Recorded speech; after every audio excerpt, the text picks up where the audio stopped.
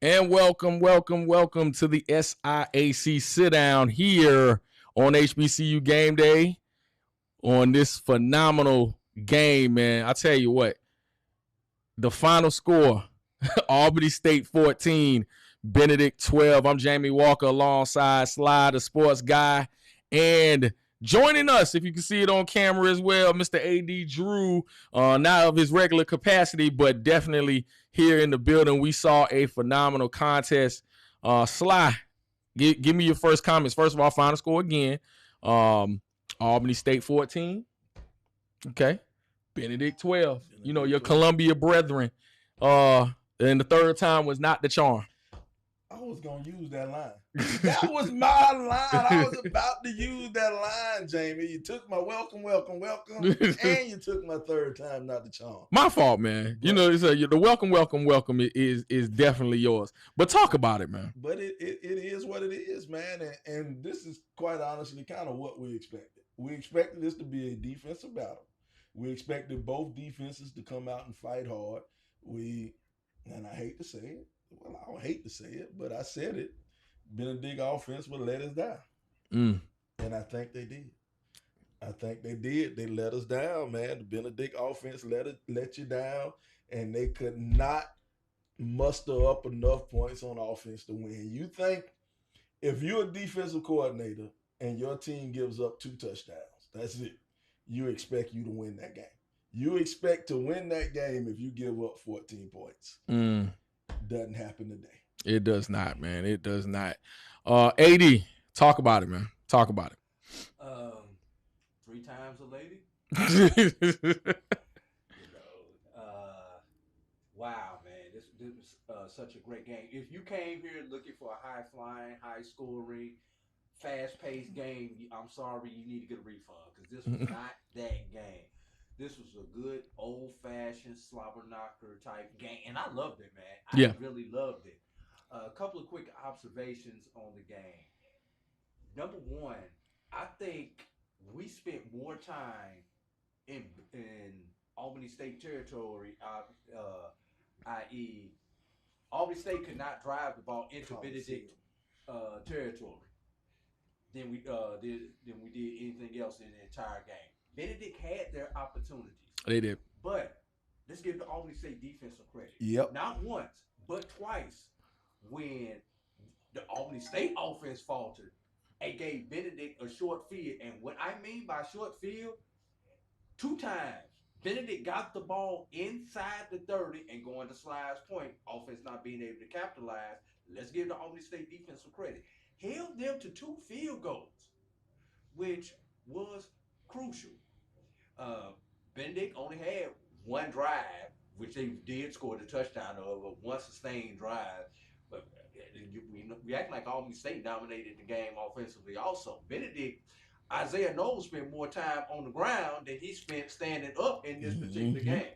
And I think that was important too, man, because he didn't have a good game at all, in my opinion. He made plays, yes, but he did not have a Isaiah Knowles game. No, he was timely, but it wasn't his finest hour either, man. But Sly, go back. I think you used the right word. He was timely because a lot of those times, especially in the second quarter, I think some of the third quarter, he had those little QB scrambles where he was getting out the pocket, picking up positive yardage, picking up the first down and sliding right on time. Some people wanted a late hit, but I don't think it was a late hit on some of those slides.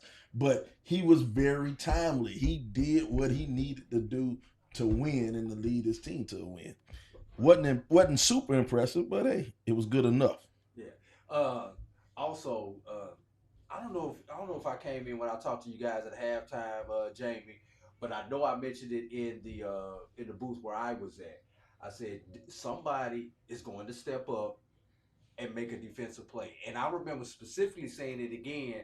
I was like, there was 17 minutes to go in the ball game. It was like the 2-minute point in the third quarter. I was like, somebody's defense is going to make a play.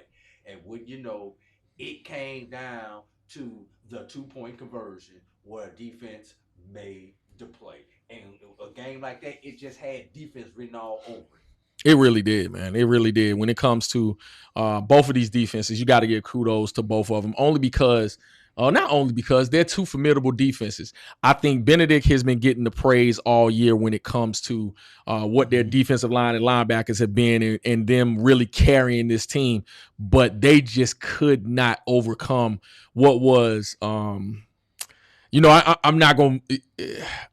I've been political all year when it comes to describing the offense when it comes to Benedict, but it just has not been up to snuff. And give them credit because they've been able to keep their team in championship contention all year with having really a third of what they should have offensively.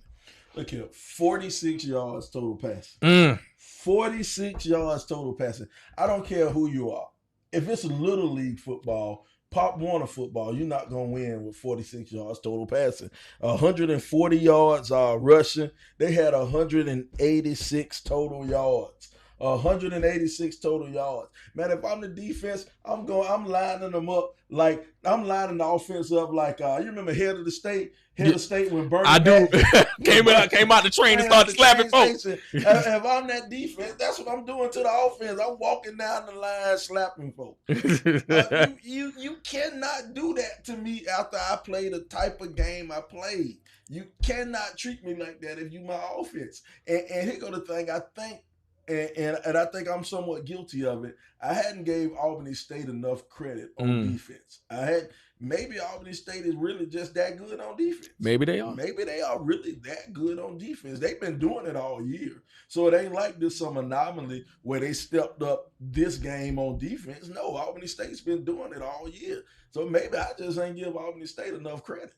Absolutely. The SIAC sit down here on HBCU game day again. Want to thank Tolly Carr and Stephen J. Gaither giving us this opportunity to be able to kind of host this thing from the ASU Coliseum. Let's talk about the atmosphere for a second, man. Great atmosphere. Great. Albany State. Shout out to the Albany State fans. Albany State fans, man, they had this whole sideline over here packed. They were out here. They were out here deep. Benedict didn't quite travel as well as they did last week, or not last week, 2 weeks ago in the championship game. But here's the thing about Benedict, because they didn't bring the band and they only had 3 cheerleaders. Right. Reason for that is because Benedict is officially out of school. And that's one thing. I do love what Benedict does education-wise. At the Thanksgiving break, that's the end of the semester. Because, normally you're in college, when you go to Thanksgiving break, you got to come back and do finals. Yeah, you got to come back and go 2 more weeks of school, basically, and then you got to go back home again. So what Benedict does, they start school a week earlier than everybody else, and then they end, at Thanksgiving break. And so I do like that. But that explains why, Benedict's marching band of distinction wasn't here, and they only had 3 cheerleaders. But it doesn't matter. They could have brought the band and all the cheerleaders. If they ain't bring quarterback, they still man, go weird. Boy, you're cold. Go ahead, AD. Update everybody.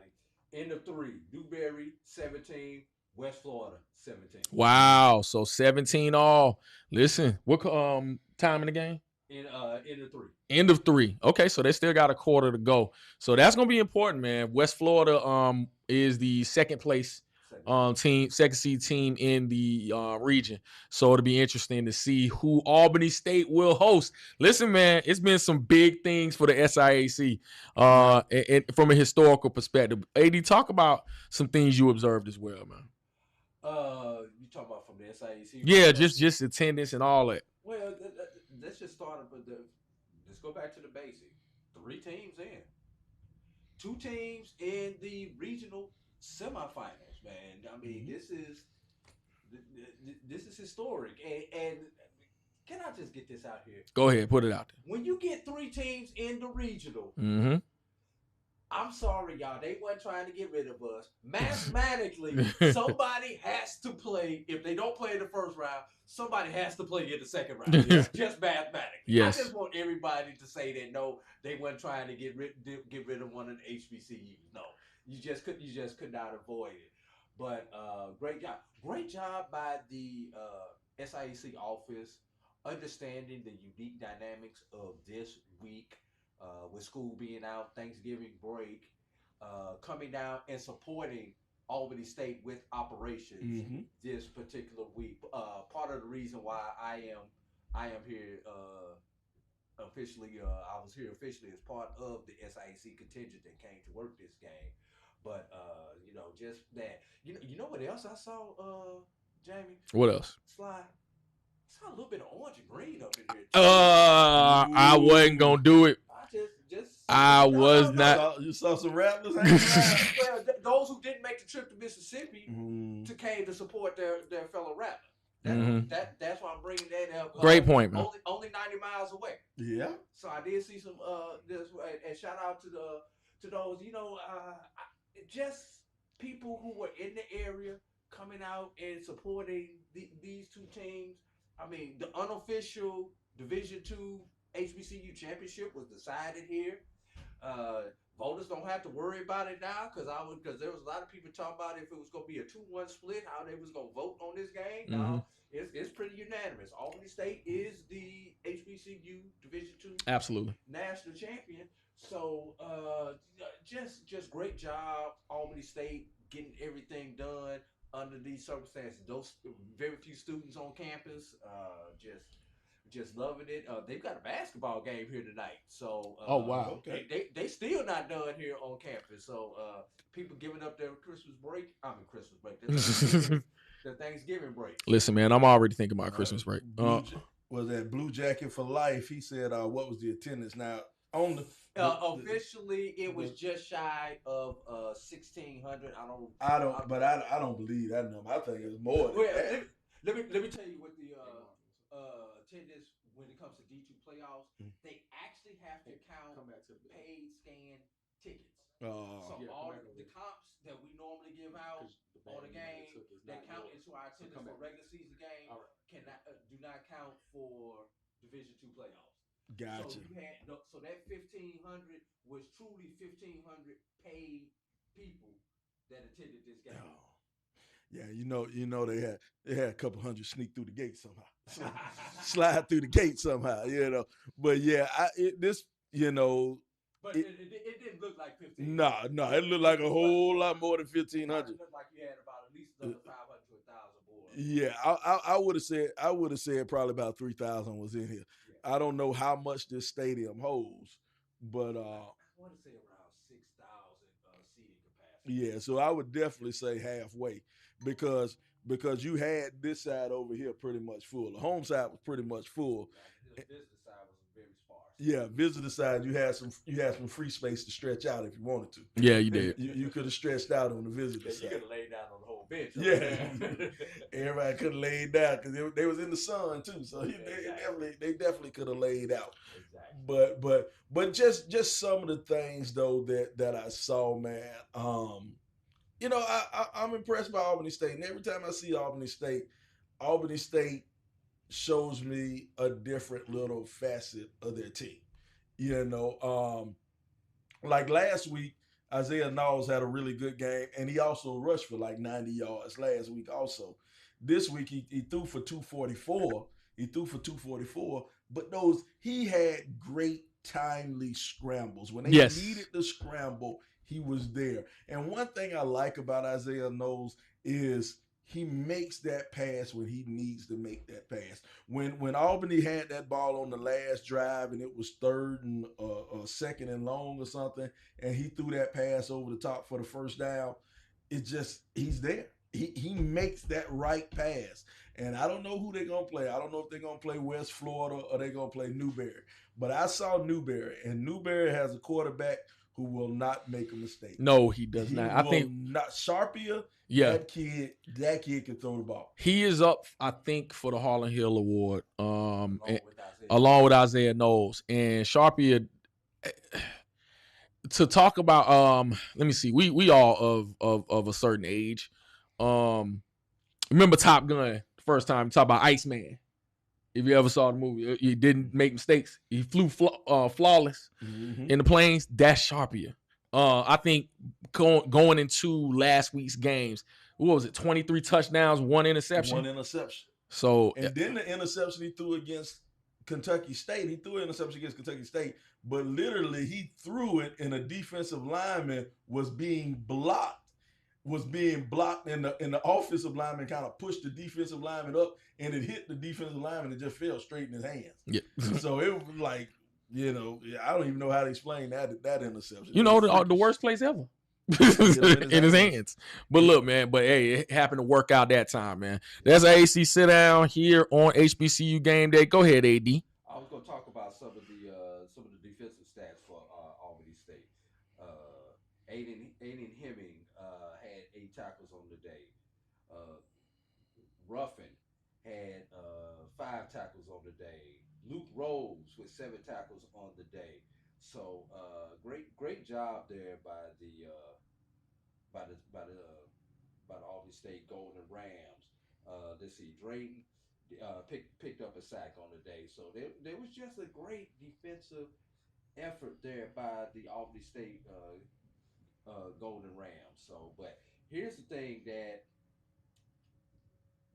we got to look at. Go ahead. Not 1, not 2, not 3, not 4, but 5 sacks. 5 sacks of Isaiah Doles. Yeah. That's 6 sacks.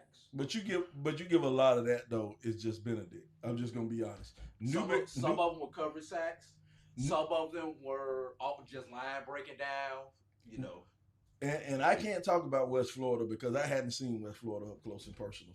But I can talk about Newberry, especially what Newberry did to Kentucky State. Newberry isn't the type of team that's going to send a lot of pressure or get pressure at you and get those sacks. So I think the Albany State offense won't give up that many sacks against Newberry. Because Newberry's going to sit back, play a cover 2. They're going to press on the outside, just have those 2 guys over the top. They're not going to send pressure like Benedict does. Benedict creates pressure with that front 4. And they create a lot of pressure, and then they'll put in a timely blitz here and there. And that's how Benedict just totally dominates at that defensive front like that. Albany State isn't going to see a defensive front like Benedict has.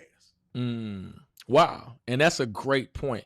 Because I think what they did against Valdosta, for example, they were able to go, it turned into a track meet after a while. So you can see that Albany State is able to play whatever kind of game you want to play. And I think when you're talking about a balanced attack like they have, they're able to run the football, they're able to throw the football. But I still think, as crazy as it sounds, they don't get enough credit for their defense. They don't get enough credit. Defense in the conference. Yes.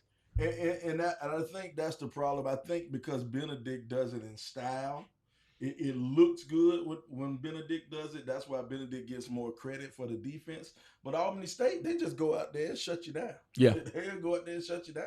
Here's the difference.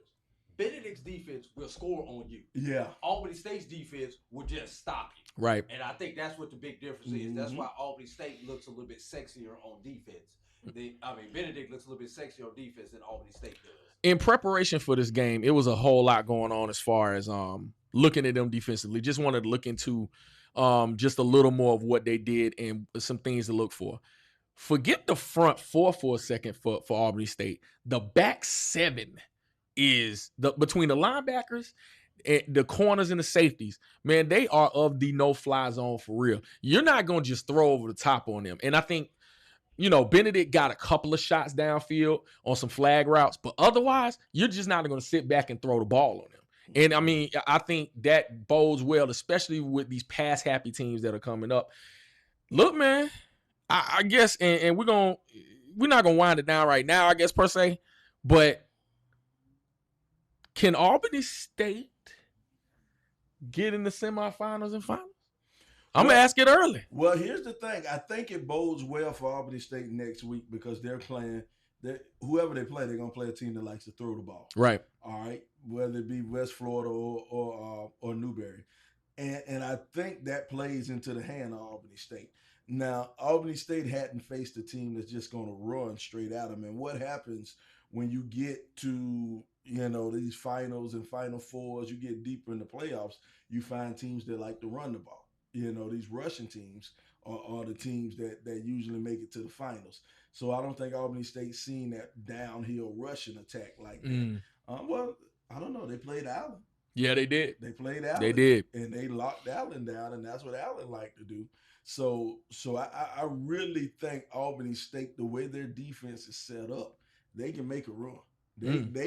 Albany State, I think they'll win next week. Okay. I don't care who they play. I don't care if they play Newberry or West Florida. I think they can beat them.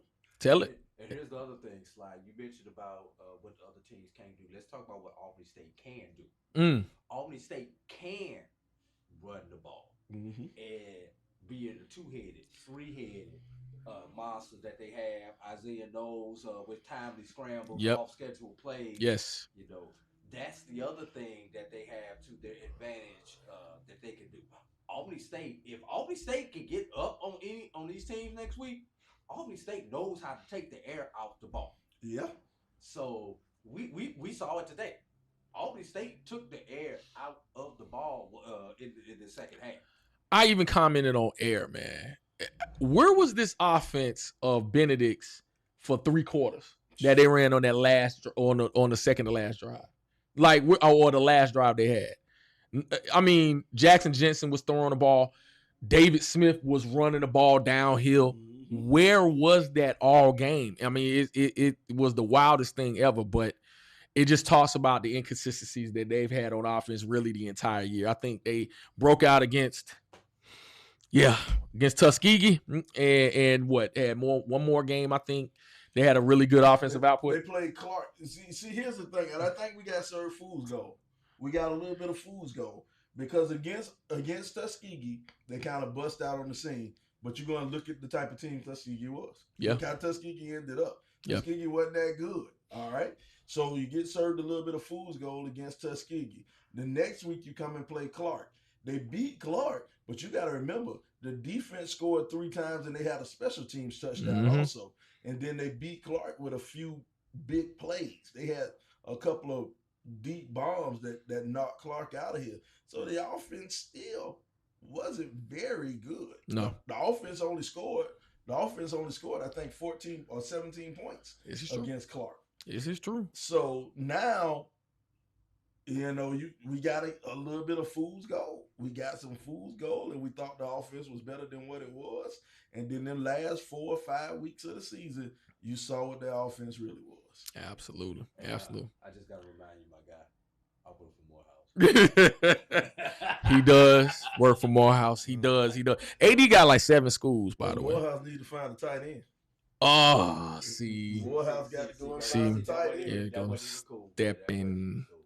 Hey, man. Hey, congratulations to that young man. Listen. Listen. Where'd he go? Where'd he end up? Vanderbilt. Oh, okay.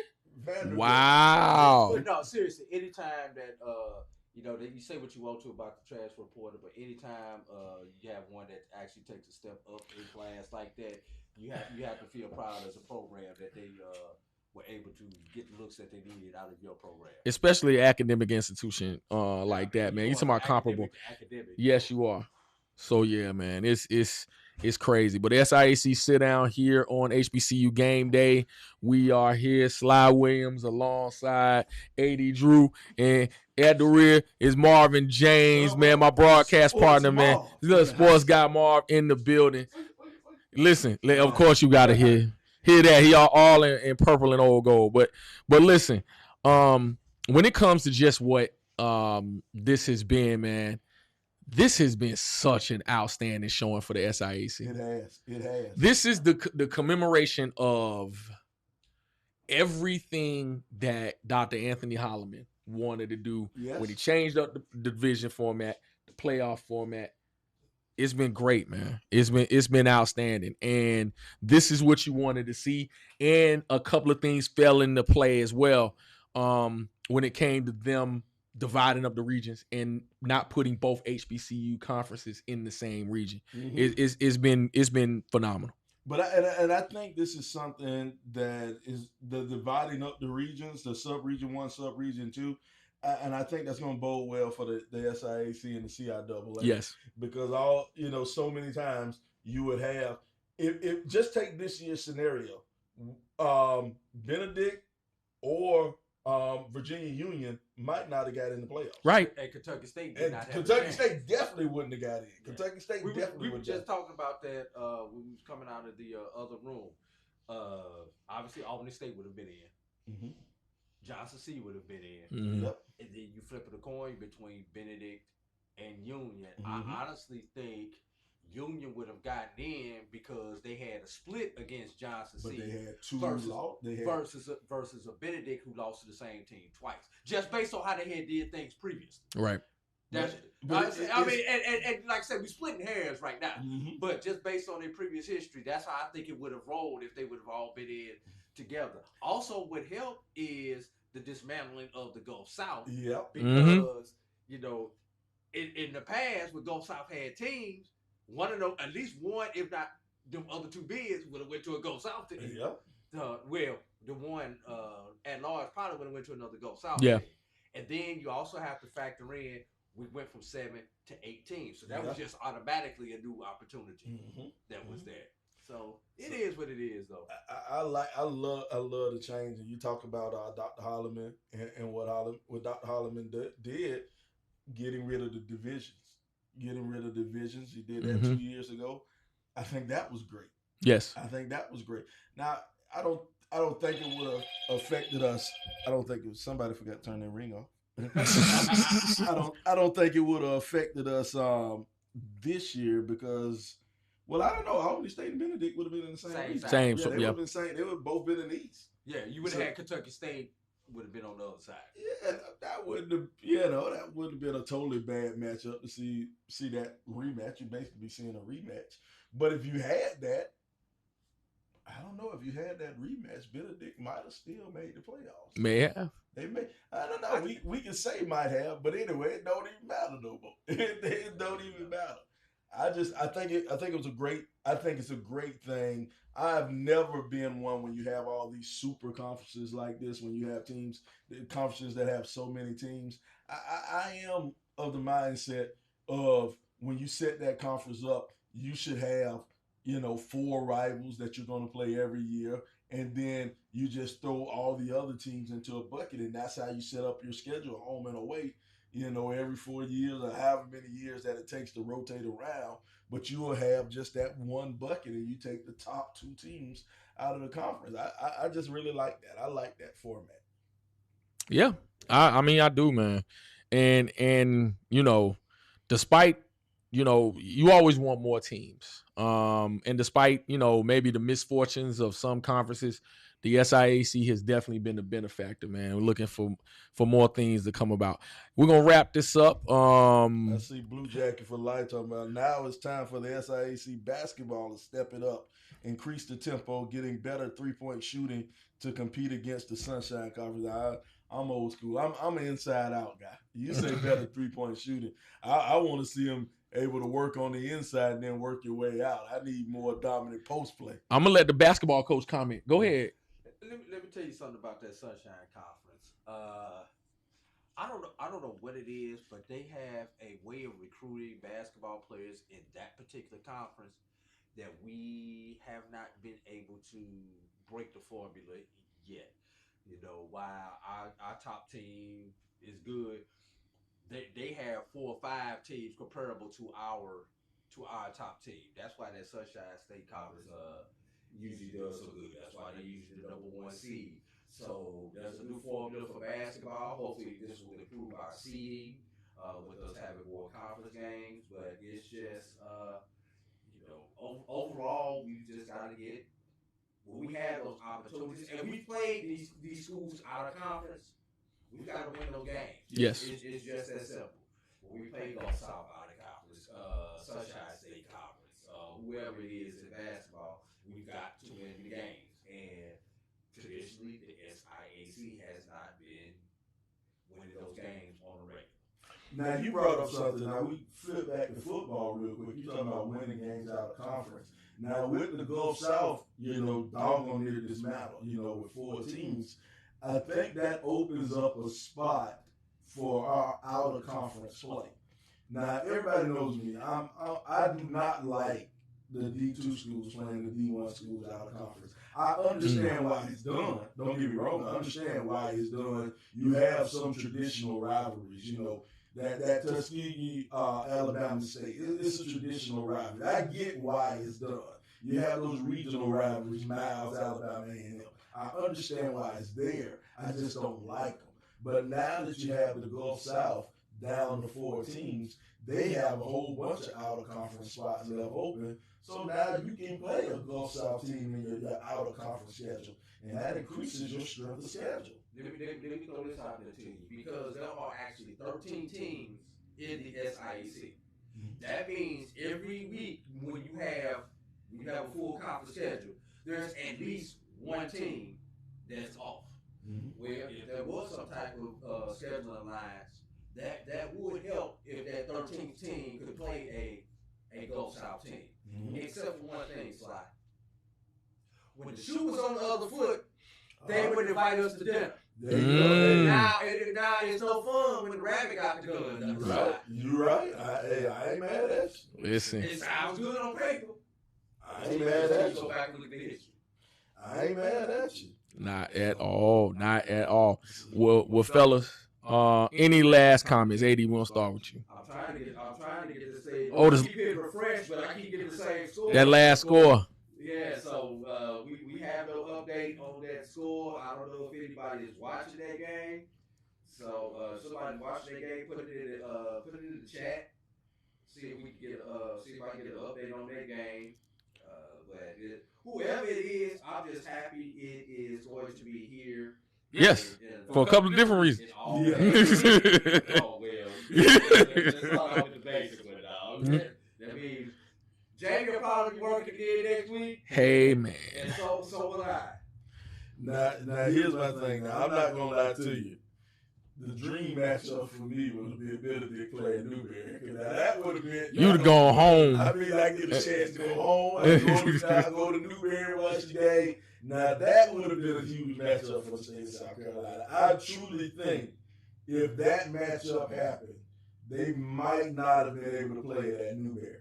I think they could have moved that matchup to Newberry High School. And I know this sounds crazy. The high school stadium in Newberry is bigger than Newberry College. Newberry College has a real cozy stadium. Cozy stadium. But it wouldn't have been able to hold that matchup if Benedict played Newberry. Now, it also may have been a little mini race riot, depending on how they ended up. Yeah. We had to make sure we got that game on before sundown. Oh yeah, definitely. There you go. And I tell you what, I got the same score as well, 17-17. Look at it. 17-17. 8 minutes to go in the ball game. So, man, this is a good one cooking. But as you know, a lot of black folk I know, when they close the house, they're ready for you to go. So they have cleaned up. It is real quiet out here. I see the Benedict faithful exiting stage left. We're hoping to kind of get Coach Quinn Gray on, but looks like he's celebrating with his team, and they'll be back home to play next week, whoever the winner of it is. So, last word, Sly. Well, hey, it's been a great game, man. Like I said, I loved everything that Albany State has done, everything. And I'm talking about from the actual stadium, how everything was set up, how everything was ran professionally and looked so good being here. Then you look at the Albany State fans, they all showed up and showed out. And the Albany State football team matched their fans' support with their performance on the team. So kudos and congratulations to Albany State. Hopefully, man, we keep this thing going next week, man. Hey, bring them back in next week and get another week. Absolutely, absolutely. So for AD Drew, Sly Williams, I'm Jamie Walker. It has been fun. We might see you next week. We'll see. We will see here on the SIAC Sit Down Post Game Show.